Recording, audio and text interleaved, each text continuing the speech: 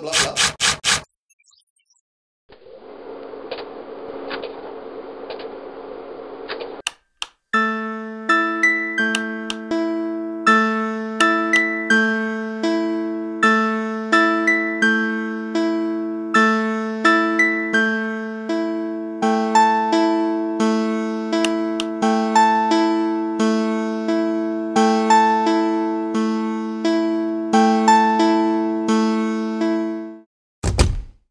Blah blah blah blah blah blah blah blah blah blah blah.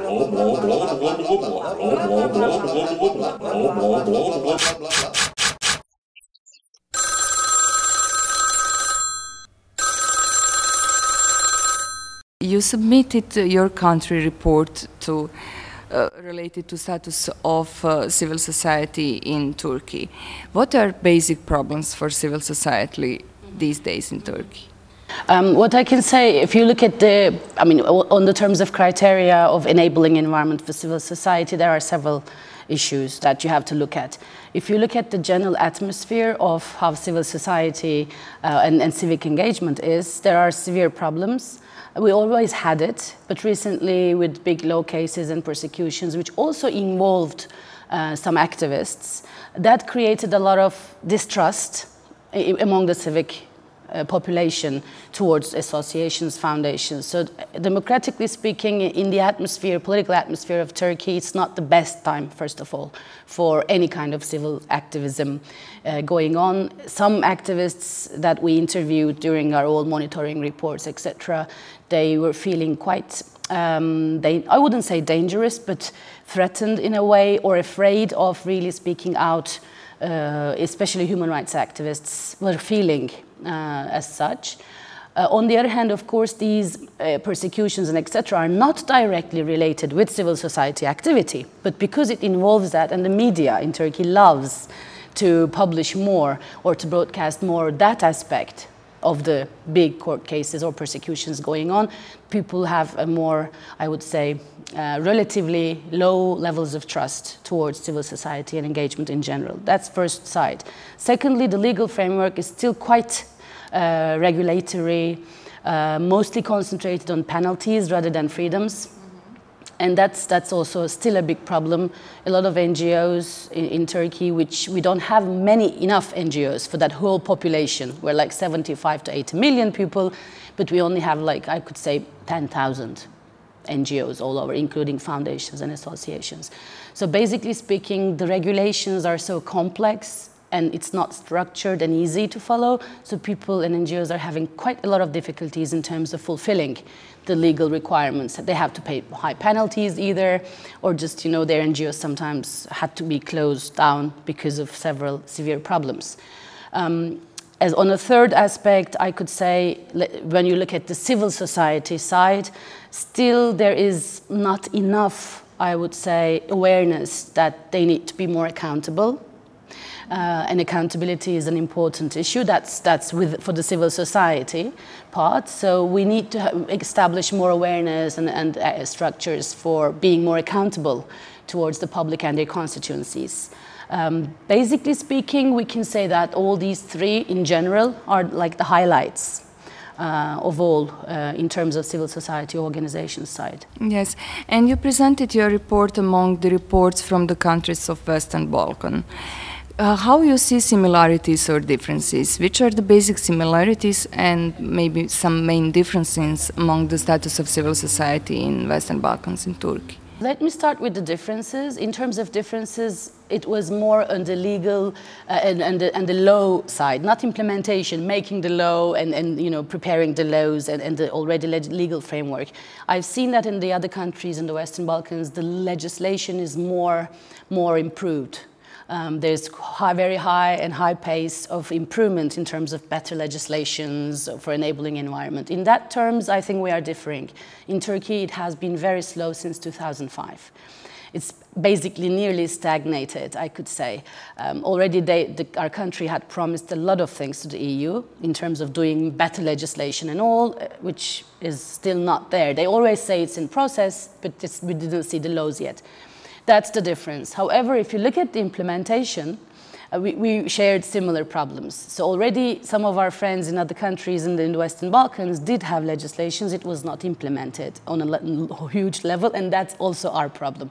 So differences and similarities, I could say. Unfortunately, it seems that the public sector in Turkey and also in the Western Balkans, it seems, are not that aware or that ready yet to make partnerships, real partnerships with civil society.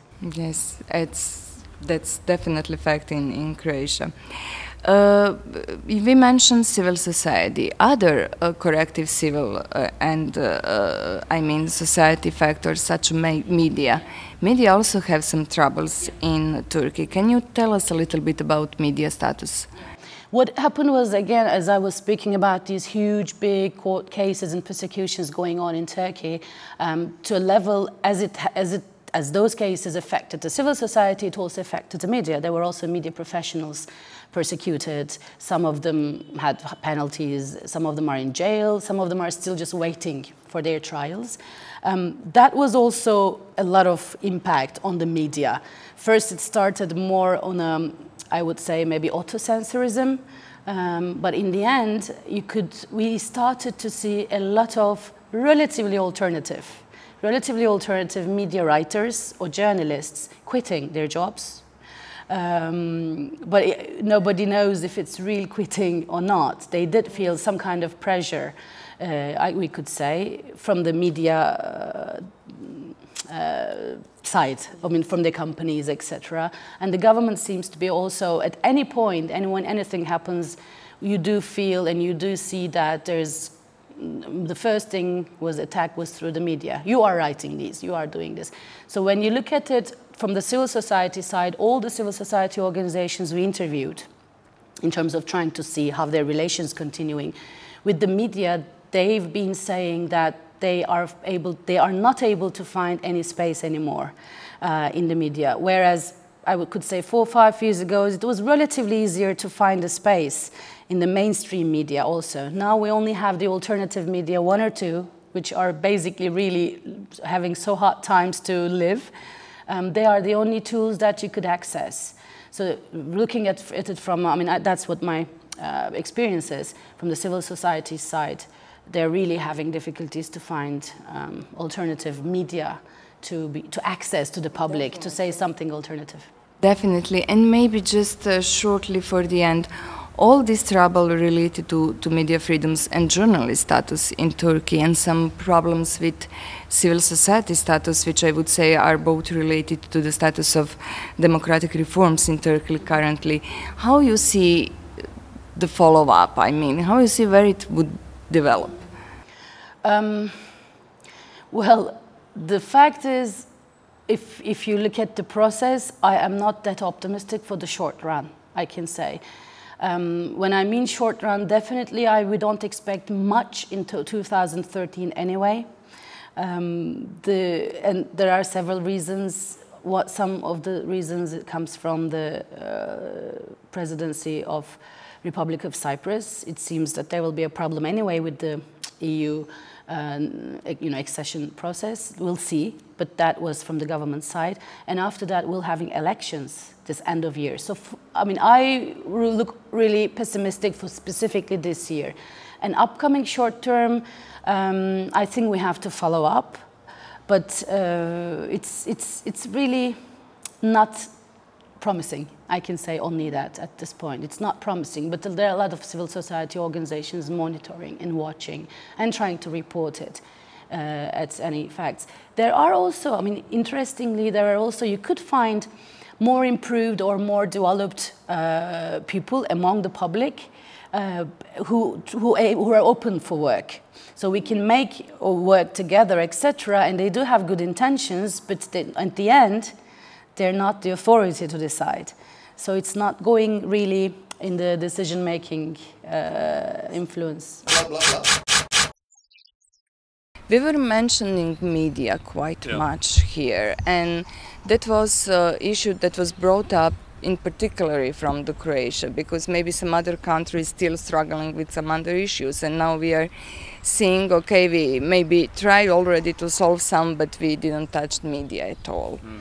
How you see the issue of media today? I mean, I think the discussion, the fact, I'm also glad the issue of the media has been highlighted, and I think it's coming up from two directions. I think one is, the concerns that we all have that throughout Europe, in one way or another,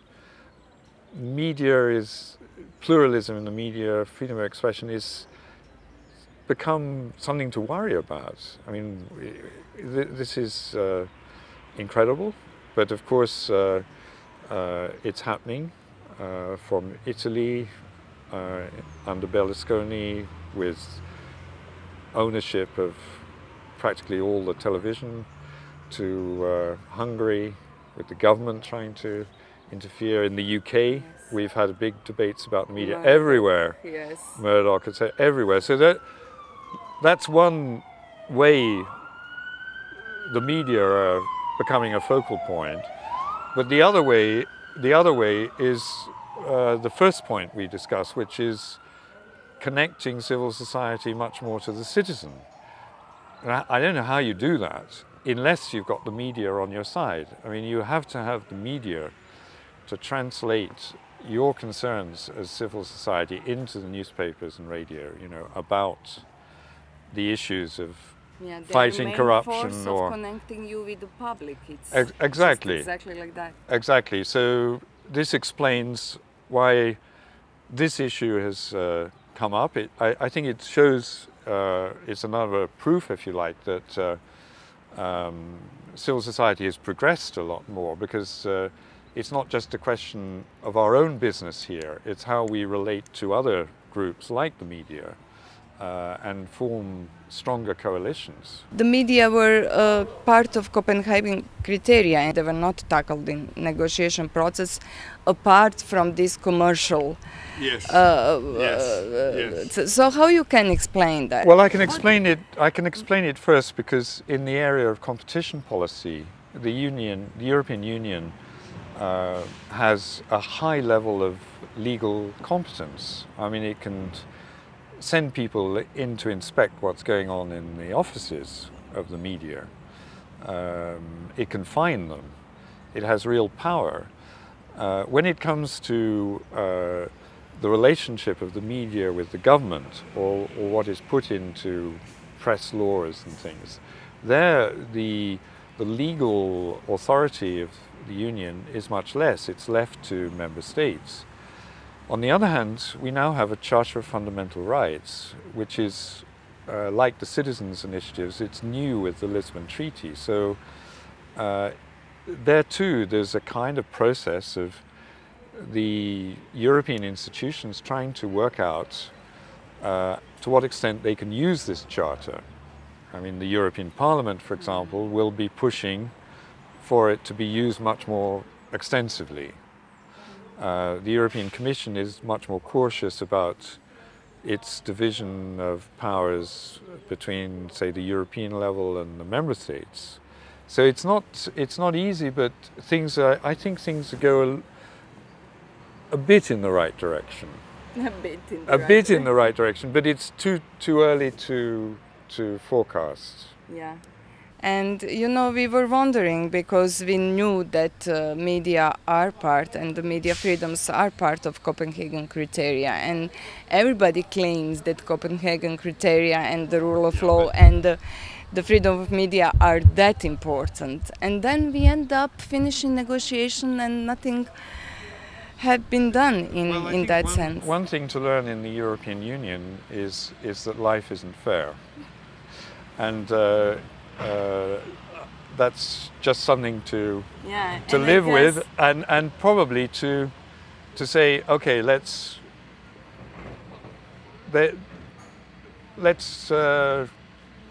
distance ourselves from all that stuff, and let's go out and collect signatures behind the Citizens' Initiative on media pluralism, because that will be what will provoke the debate. Yeah, maybe to decrease expectations that somebody from abroad will solve your issues, problem and start to do it yourself. So it's our thing to do. Yeah, because these treaties are not the property of governments and EU institutions. They're also our property. Blah, blah, blah. Kakva je uloga Vijeća za medije? Vijeće za štampu, Vijeće za tisak u Bosni i Hercegovini je prvo samoregulacijsko tijelo za štampu, a evo od prije 2 godine i za online medije. Samoregulacija znači da sami novinari, urednici uređuju svoj profesionalni prostor bez uplitanja vlade, politike ili bilo koga drugog sa strane. Što znači bez kažnjavanja, ali sa punom svjesnošću odgovornosti posla kojeg obavljaju, uređuju svoj profesionalni prostor slijedeći kodeks za štampu i online medije i naravno popravljajući greške. Novinar je živo biće, trči, radi, napravi grešku nesvjesno, ne s namjerom i to je jako važno da greška kada se učini nije učinjena s namjerom i da je novinar spreman, urednik spreman da popravi tu grešku. Naravno, greške se popravljaju objavom ispravke, isprike, novoga teksta. Važno je samo da se da prava informacija građanima jer mi radimo kao novinari u interesu građanstva. Koliko mislite, često se govori o tome regulacija nasuprot samoregulacije u medijima. Koliko mislite da se može riješiti regulacijom, a koliko je važna samoregulacija? Pa osobno i kao novinar i evo kao neko ko već 7 godina vodi samoregulacijsko tijelo u ovom regionu, ja mislim da je samoregulacija za nas, za novinare, jako bitna. Zato što potvrđuje slobodu izvještavanja, potvrđuje slobodu uredničke politike, a bez slobodnog novinarskog izvješćivanja mi nemamo ni slobodu dijeljenja informacije, niti imamo dobar temelj za razvoj demokracije. Bez slobodnih medija, bez slobode izgovora, bez slobode govora, ne samo u medijima, već i među građanima, mi ne možemo graditi demokraciju. Kod nas još uvijek su građanstvo stisnuti i ne usuđuju se tako često podignuti glas na nepravde kojih, nažalost, još uvijek strašno puno ima unaokolo. No, mediji su ti koji treba da ih ohrabre u tome. Znači, mediji treba da podižu građansku, demokratsku svijest. Kako će to raditi ako nisu slobodni? Zbog toga je samoregulacija jako važna, budući da bez odgovornosti sloboda postaje anarhija.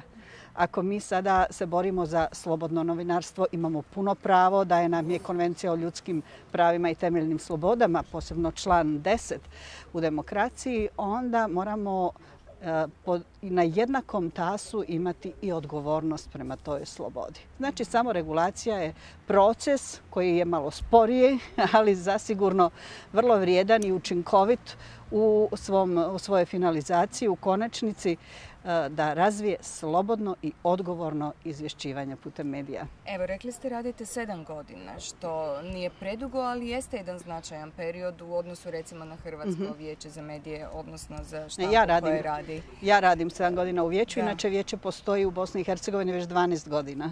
To je od 2000. zaista godine. solidan period. Dakle, vi ste skoro 12 godina u prednosti pred Hrvatskom. Imate iskustva koliko je vijeće do sad doprinijelo, evo recimo općenito položaju novinarske struke u Bosni i Hercegovini. Znamo da se danas drvljem i kamenjem udara po novinarskoj struci kako su svi kriteriji u opadanju. Mislite li da ste uspjeli doprinijeti unapređenju? Pa znate šta, pomaci su vidljivi, ali u masi jako ružnih stvari oko nas, ne u medijima samo, već u cijeloj politici, u društvu, u čitavoj društveno-ekonomsko-političkoj situaciji, to se ne vidi ako baš niste u medijskoj zajednici pa da pratite napredak. Evo, reći ću na konkretnim primjerima. Kada sam ja počela raditi u Vijeću za tisak pred 7 godina, niti jedna novina nije objavljivala ispravke, demantije. Mi danas imamo 90, možda čak i više procenata objavljenih reagiranja. Imamo magazine, dnevne novine koje imaju čak posebne stranice odvojene za reagiranje čitatelja, za ispravke navoda. To nisu pisma čitatelja kao što je nekada bilo, pa sad pišem šta mi se sviđa ili ne sviđa u životu, već ispravke navoda. To je jako bitno, to je veliki pomak. Također, ono što smo kao veliki pomak učinili, mislim, ogroman, jedino Švedska radi tako nešto, je edukacija sudija. Mi smo ušli u pravosuđe, teškom mukom moram reći, ali jednom kada smo našli zajedničko tlo, to jako lijepo ide i razvijamo sve bolje i bolje tu suradnju. Suradnja je na što boljoj praktičnoj primjeni Zakona o zaštiti od klevete. Bosna i Hercegovina je dekriminalizirala klevetu također 2000. godine i njena primjena tog novog zakona nije bila sretna. Budući da i sudije prvi put su se susreli sa nečim što je novo kada je kleveta u pitanju i tužbe po medijima. Jer su morali razlikovati šta je sloboda izvješćivanja, šta je istraživački tekst, šta je vijest, šta je članak, šta je komentar, šta je kartun, kako se to kaže, satira, šta je ironija. To su nepoznanice, što je normalno. Toga nema na pravnim fakultetima, niti u advokatskim kancelarijama, niti u sudskim specijalizacijama. Tako da smo mi razvili u Vijeću za štampu poseban program edukacije sudija i oni su to prihvatili objeručke. Sada oni daju prijedloge šta je to što bi im još trebalo dati, jer su vidjeli koliko im je lakše raditi sa tim tužbama na medije. Evo, nedavno su iz Visokog sudskog i tužilačkog vijeća došli do mene da vidimo da li možemo za sljedeću godinu organizirati nekoliko okruglih stolova dijaloga između tužitelja i novinara. Jer odjednom je počela neka nova atmosfera da se događa, ok, radimo u interesu javnosti, hajmo raditi što bolje. I da zaštitimo ono što treba biti zaštićeno od informacija, da se ne bi ugrozio sudski postupak, ali da se da određena prava informacija građanima koji očekuju tu informaciju. Jer novinar mora imati informaciju, kakvu takvu. Dakle, sud, tužiteljstvo mora imati čovjeka koji će dati pravu informaciju. Inače će novinar uzeti od portira, ako ne, ni od kog drugog. Ako sudovi, ako tužiteljstva nemaju određenog čovjeka koji će dati informaciju, novinar će pokupiti tu informaciju od koga stigne. Zbog toga je, recimo u ovom periodu kako smo počeli raditi s njima, sudovi, tužiteljstva osnovali su presurede ili ako nemaju zvanični presured, imaju čovjeka koji daje informaciju. Imaju mailing liste, što nisu imali ranije. Što je veliki pomak. Da, i to imaju zajedničku adresu pravosuđe.ba. Ogromni su pomaci. Kad ovako, sad vam mogu nabrajati, nemamo toliko vremena, ali ono što je najbitnije za nas, za novinarsku, medijsku zajednicu, da jako puno sudija sada u presudama, kada su tužbe za medije u pitanju, pozivaju se na kodeks za štampu.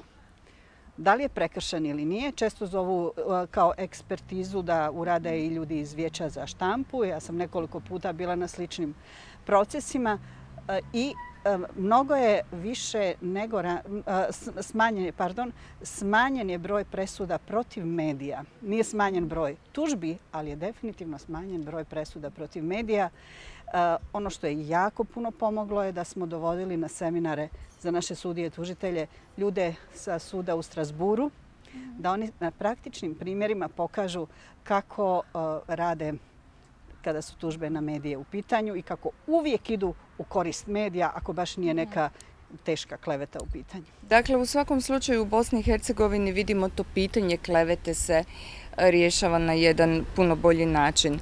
No, kriminalizacija klevete jeste jedan od vodećih problema novinarima i danas. Možete nam samo malo usporediti kako je to u drugim zemljama, susjedama, drugim zemljama Zapadnog Balkana? Ima li možda nekih razvoja koji nisu tako povoljni u tom kontekstu?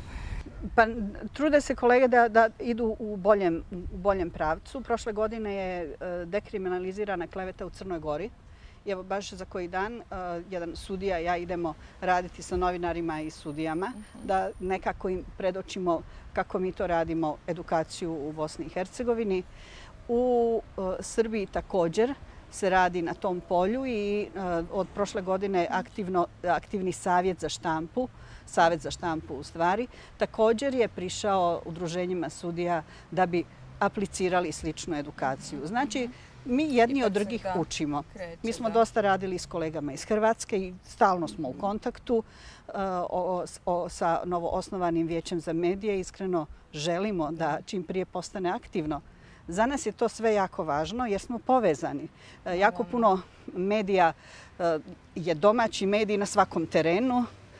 Štampa se prodaje u svakoj zemlji i puno recimo žalbi mi smo dobijali ranije na pisanje štampe iz Srbije ili iz Hrvatske i onda smo mi to morali rješavati, mada u biti urednici nisu uopće odgovorni prema Vijeću za štampu u Bosni i Hercegovini ako im je redakcija u Hrvatskoj ili Srbiji.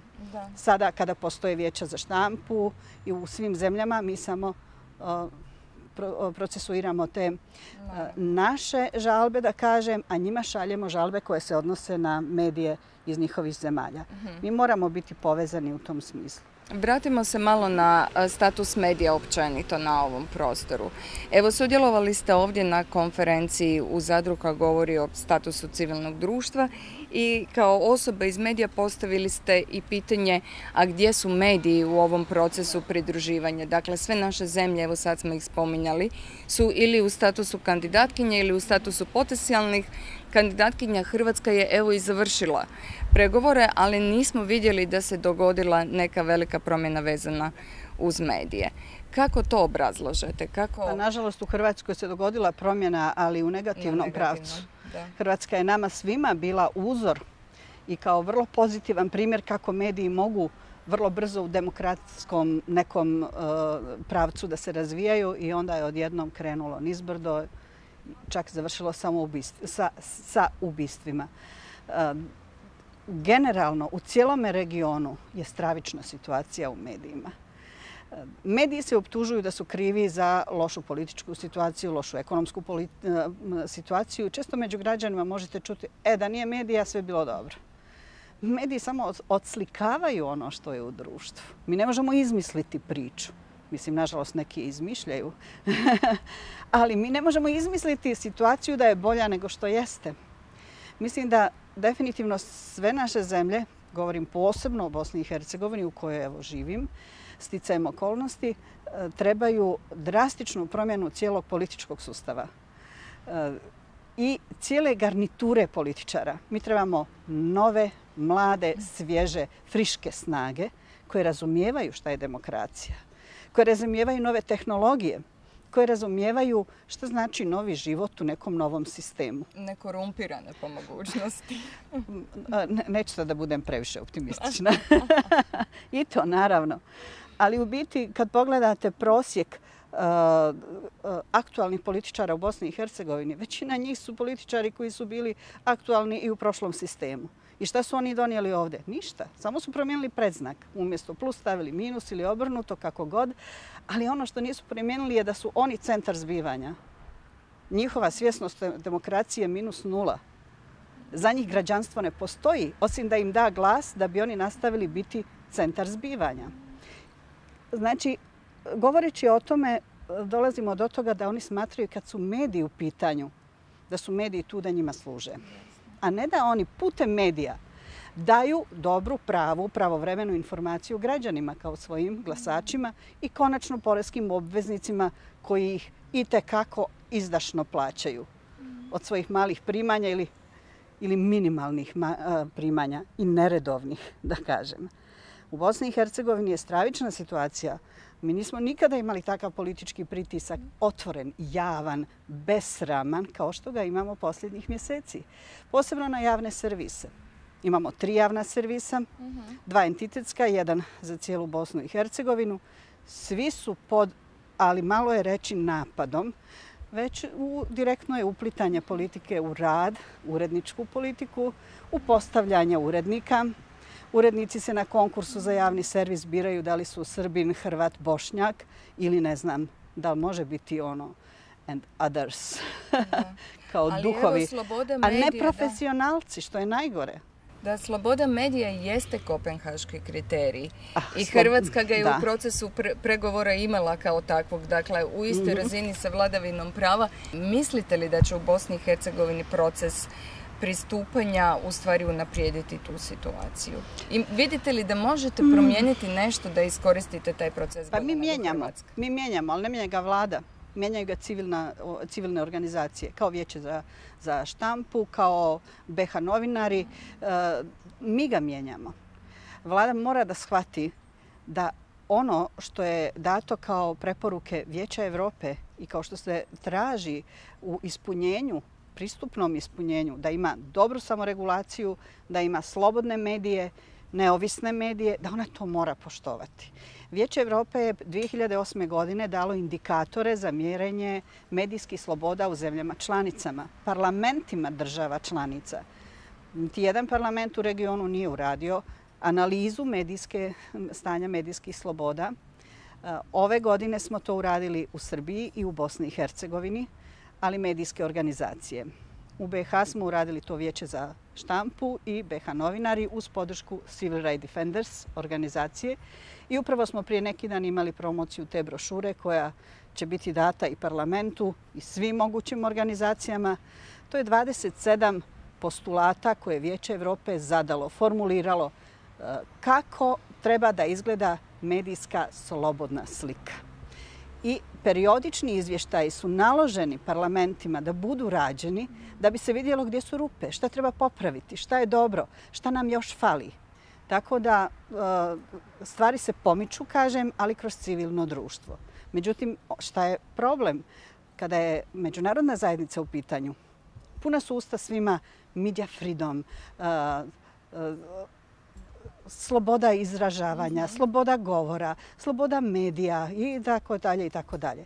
Kada dođe do dijeljenja novca, kroz IPA projekte konkretno, vi nemate nigdje medija. Ima za sve živo, ali za medije nema. Mislim, šta je onda, gdje smo tu? Ja se stalno pitam u čemu je stvar. Čemu onda tolika priča, speak up conferences i ostalo, a kad trebamo dobiti novce da bismo razvijali tu slobodu, onda mi se borimo da uzmemo mrvice koje ostaju od različitih NGO-a koji se bave raznim drugim stvarima. Naravno, trebaju i oni. Zašto mislite da je stvar takva? Ja bih rekla pa čak i licemjerna, da u stvari Apsolutno Evropska komisija i Evropska unija ima puna usta slobode medija, a u konačnici radi vrlo malo. Dovoljno je pogledati i stare zemlje članice, uzmemo Veliku Britaniju i Murdocha i šta se događalo tamo, a da ne spominjem njihovu potporu koju pružaju zemljama kandidatkinjama i potencijalnim kandidatkinjama na Zapadnom Balkanu. Zašto je to tako? Zašto mislite da je to licemjerje toliko izraženo kad su mediji točno u pitanju? Dobro, Evropska komisija prošle godine formirala i poseban odjel za medije u Briselu, pa nadajmo se da će sada i nekako se pokrenuti s mrtve tačke. Ja vjerujem u osobe koje tamo rade jer vidim da pokušavaju da aktualiziraju problem medija i kroz taj financijski status. To bi sada zahtijevalo mnogo dublju priču. Mislim, jesu li preveliki interesi koji se prebijaju preko medija da bi oni uopće htjeli intervenirati? Upravo to hoću reći. To je moje osobno mišljenje. Ja ne mogu reći da to jeste. Ali tako izgleda, novinarski gledano, analizirajući, očito je nekome u interesu da situacija bude takva kakva jeste. Pričat ćemo mi o tome. Freedom of expression, freedom of media, sve mora biti na papiru, ali kad hoćemo se boriti da to zbilja da bude, da mediji budu samostalni, da se uradi nešto, onda svi kažu to je vaš lokalni problem. To ne može biti lokalni problem ako ništa nije lokalni problem u Bosni i Hercegovini. Od kraja rata na ovamo ništa se na lokalnom nivou ne događa dok međunarodna organizacija ne interveniraju. Konačno još uvijek imamo Ured visokog predstavnika koji ima neograničena ovlašćenja ako ih hoće iskoristiti.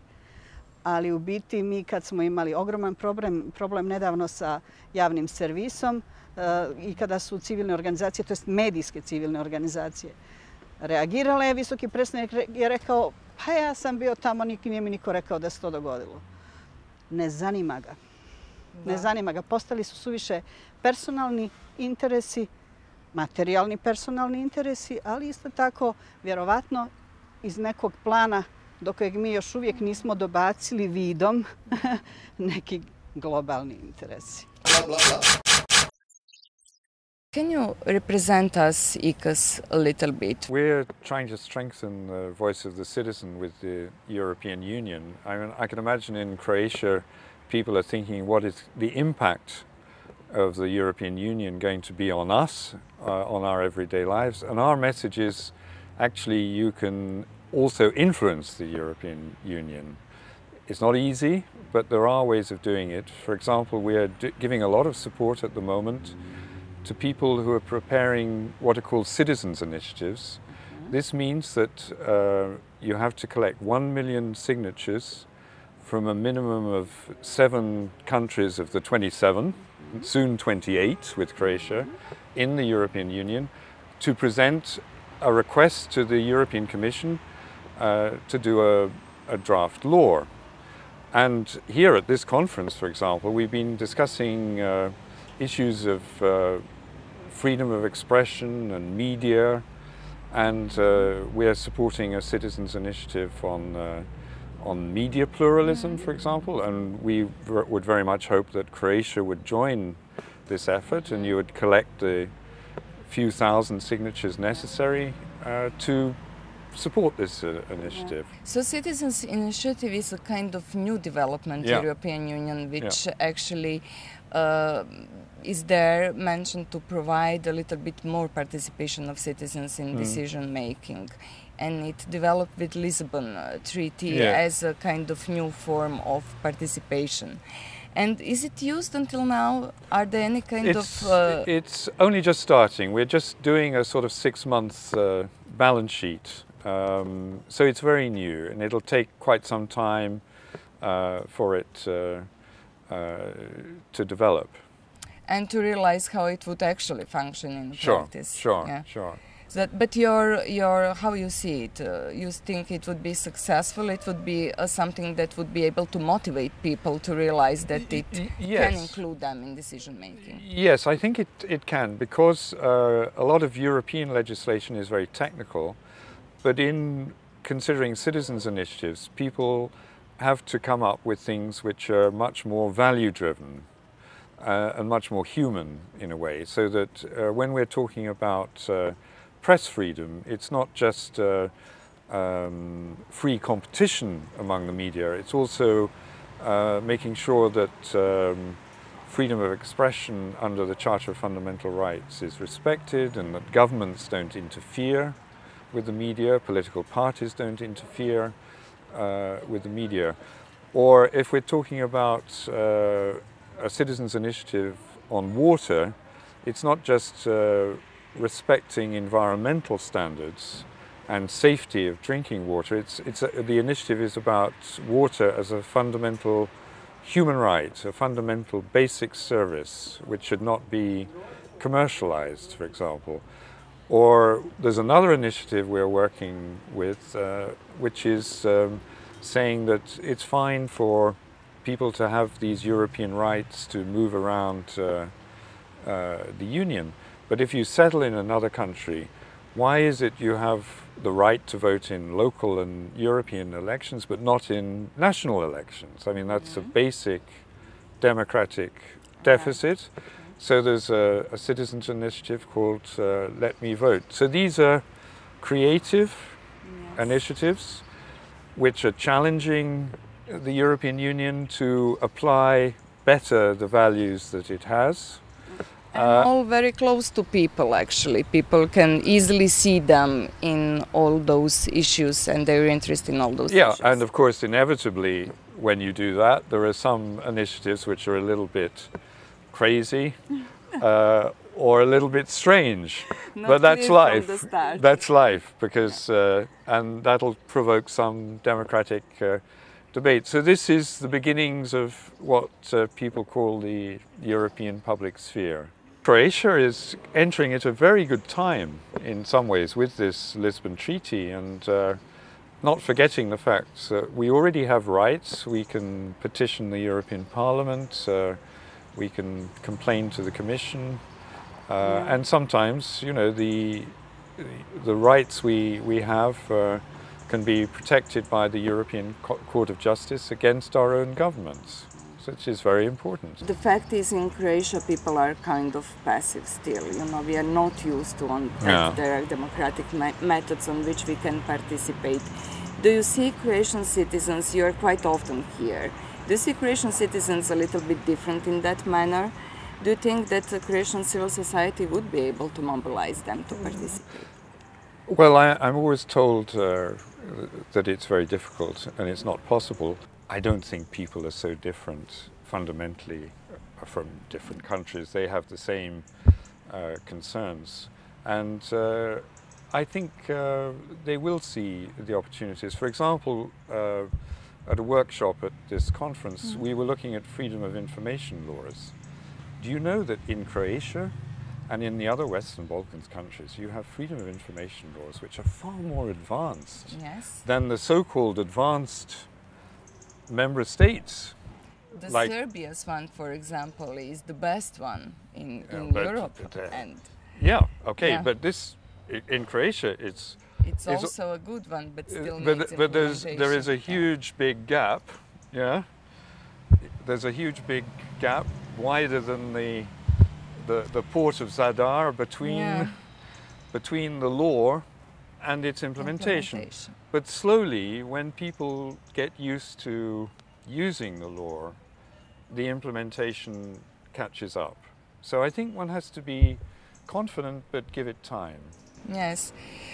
And ICAS also work on development of civil society in general, but more in particular on Western Balkans in Turkey. Yeah. So you are quite interested in this enlargement part of the world currently in new sense.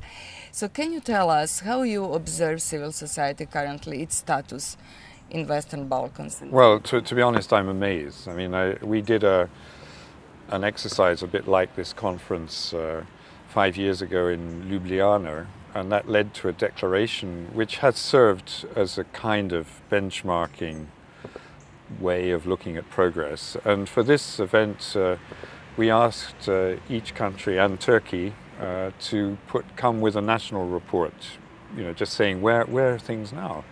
And reading these reports was a revelation. I mean, the amount of legislation which is being developed, you know, slowly dialogue is being developed with governments. The knowledge of the latest developments in civil society is very apparent from these reports. And again, there one can be optimistic. I think the main weakness of which civil society organizations are in Croatia very well aware is that there needs to be much more connection with the citizen, precisely to overcome the problem that you mentioned in your previous questions about lack of civic engagement, and take from the citizens the evidence of their concerns into the political arena to put more pressure on government. So that's the next big challenge, and it's a very, very important one. So here we've been talking about techniques of encouraging participation, and apart from the citizens' initiatives we already discussed, but we're also saying here that the reform process will need constant vigilance. It was said that we have to make sure about irreversibility of reform. How to gain that? Well, because I you think know we it's- have a kind of political climate which is so unstable and so changeable. it's, So from day to day you can be actually facing a fact that certain things that you push to be achieved can really change. It's the case almost anywhere, and I think what we're saying here is that it's not enough to take the concerns from citizens into the political arena. You have to follow up constantly. Watchdog is the right word, because it's like a terrier. You know, you have to constantly. And for that, you need to have funding. You need to have yes. grants for human rights, watchdog, media organizations which ensure freedom of expression. And that's been a major theme at this event. Yes, I'm glad that you mentioned that, because when you mentioned the watchdogs, I wanted to ask how to assure that the watchdogs would be able to operate, because even currently in Croatia we are still not seeing tendency that the watchdog would be actually supported from the national funds. I mean, at all. So how you see that those organizations can survive? Well, I think that And develop. I think they have to be very professional, and you have to match the capacity of the administration, which is administering, say, the Freedom of Information law, and for that you need to have good, bright, and there are lots of good, bright young people who are really motivated by this type of work. But it's also true that you need to have some financial support, if preferably within the community. It's no good just doing it with projects. You can't build a civil society with projects. You need support, because this type of watchdog role can't be planned like a project. You have to be constantly seeing everything that moves in the government, and you even have to be ahead of those moves. How the watchdogs are functioning in all democracies of the European Union? You're quite familiar with Belgium. You're currently based in Brussels, and originally you're coming from United Kingdom, so I guess you're familiar with that civil society too. How they are functioning over there? Well, I don't think that you can really, I mean, you aspire to the watchdog role, which is constantly monitoring. If you look at the old member states, I think what you'll find is that indeed there are some organizations like State Watch, for example, in the UK, which fulfill this role on a daily basis within a certain category of concerns. But very often this will leave aside other concerns which citizens are concerned about. So you've got to see how you fill those gaps. I think my general impression is that it is not an organized system. Civil society will never be an organized system. But in some countries you have, you know, a density of citizens' advice, legal advice, watchdog organizations, which together make a kind of cluster which actually the government and the parliament cannot ignore, with a very strong credibility with the public. And can you mention maybe some civil society subsector which is quite strong in that manner, that's organized on that way? I don't think this part of civil society will ever be that strong or well-funded. I mean, what gets well-funded in civil society is, as you know, is service delivery, quite rightly. Yeah. You know, direct services to people who are unemployed, Yes. disabled people. I mean, we're in an economic crisis. Basically those services which state should provide, and if state is not providing, so then it's paying... a difficult issue where Yeah. the demarcation line Yeah. is very often, I agree, but I think that one just has to accept the fact that this watchdog function is actually a difficult area to fund. I mean, I remember taking a ride in a taxi in London, and the taxi driver said, "Where are you going?" And I said, I've got to visit an organization called Liberty. And he thought a bit about this, and he said, "That's interesting. Of course you're right. We still need organizations like that." But it didn't immediately strike where he didn't immediately recognize this. Yeah, it's usually like that until people find themselves in a situation when they need the help. On the conference, all the country reports from Western Balkans and Turkey were presented, country reports which tells about status of civil society in those countries. And they would serve to actually be a kind of material which would which would be used to produce a next declaration. You were mentioning Ljubljana's declaration. Now we would have a Zadar declaration. What's the differences? Where you see the improvements? I mean, the difference is that the Ljubljana Declaration was essentially a shopping list, saying, you know, all the things which still had to be done.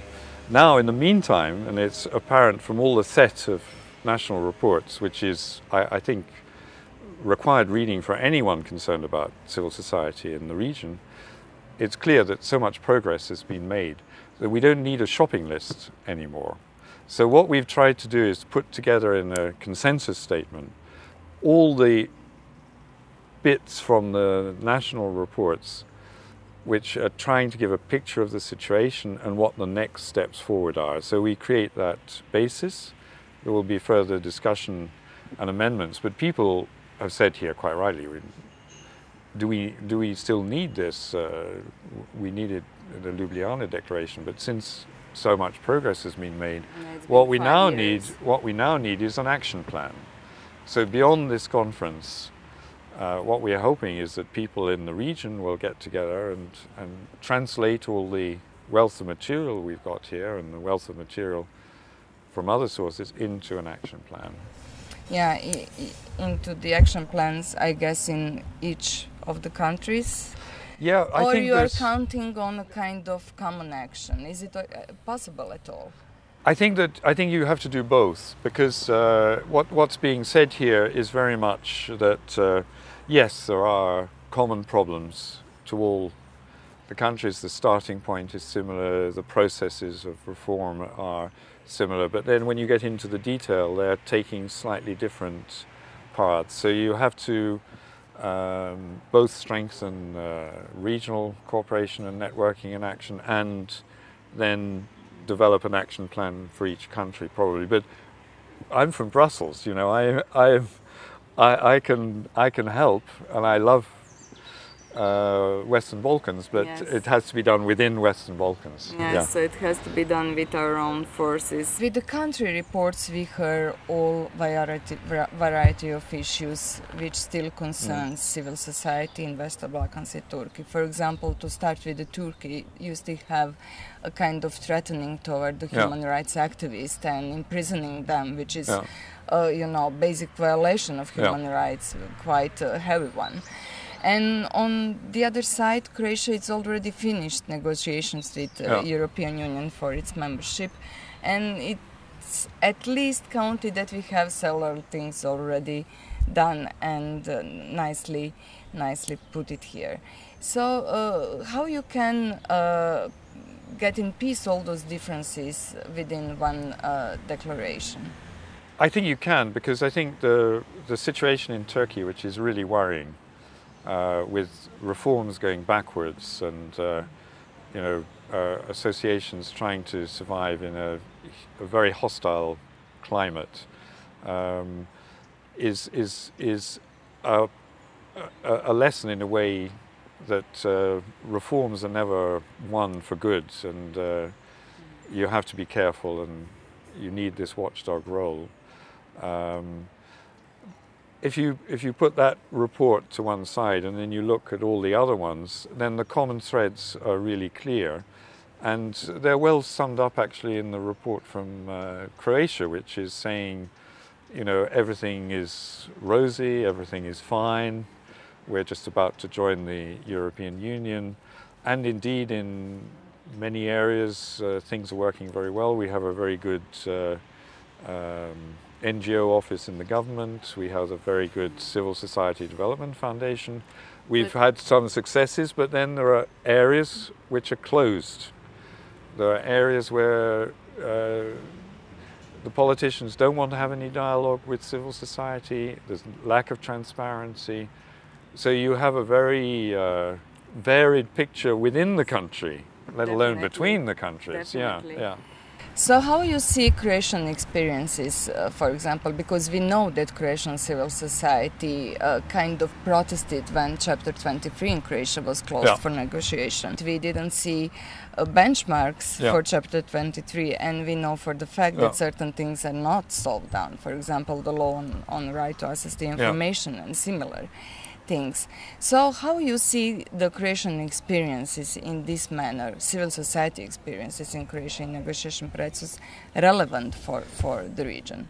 It's very relevant in that the lesson from Chapter 23 is that unless you can get the Commission to really bring about the reforms for the judiciary and other institutions before accession, you're in difficulties, because once Croatia becomes a member of the European Union, it's certainly possible, but much more difficult, to rely on pressure from European Commission for reforms.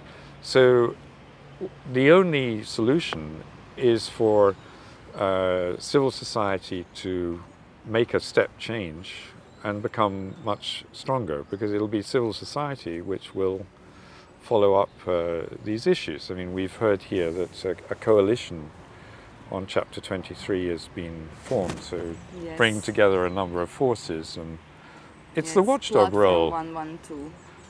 Yeah, it's the watchdog role we were discussing. Blah, blah, blah.